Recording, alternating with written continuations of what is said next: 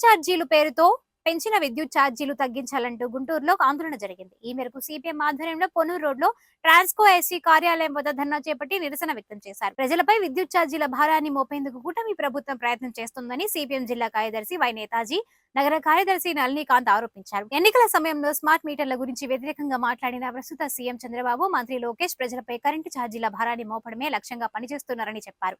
Prepaid smart మీటర్లను బిగించడం ద్వారా ప్రజలపై మరింతగా విద్యుత్ ఛార్జీల భారం పడే ప్రమాదం ఉందని తెలిపారు. స్మార్ట్ మీటర్ల బిగింపు ప్రక్రియను వెంటనే విరమించుకోవాలని స్పష్టం చేశారు.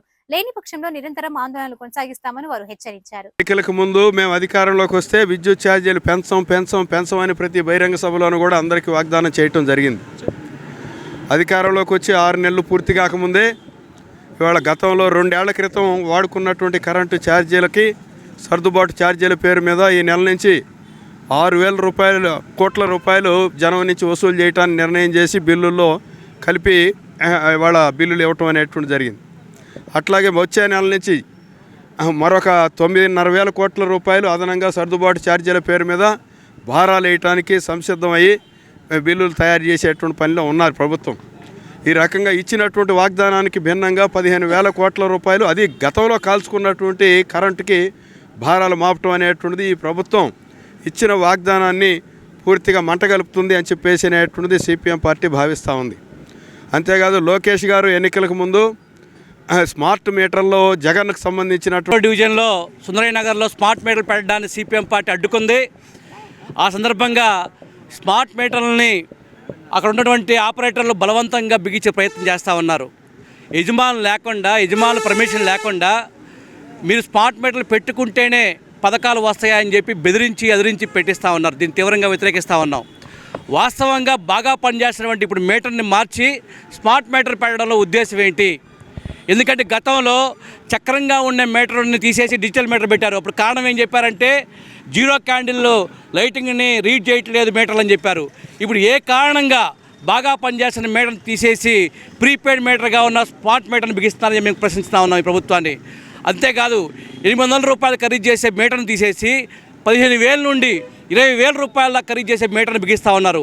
గతంలో ఉచితంగా మీటర్ బిగించారు.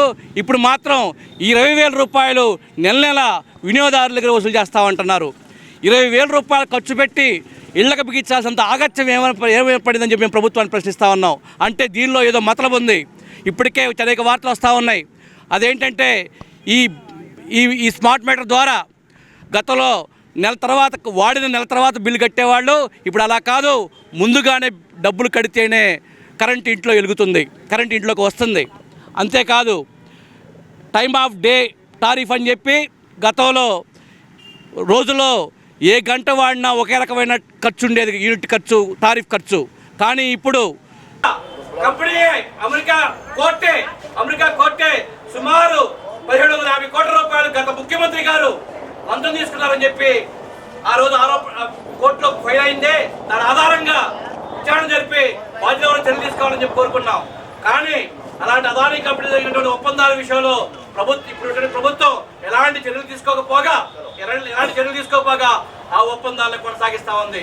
అంతేకాదు ఒప్పందాలు కొనసాగించడమే బాగు, స్మార్ట్ మీటర్లను ఎట్టి పరిస్థితుల్లో ఒప్పుకోమని చెప్పారు. అలానే ప్రస్తుత విద్యుత్ శాఖ మంత్రిగా ఉన్నటువంటి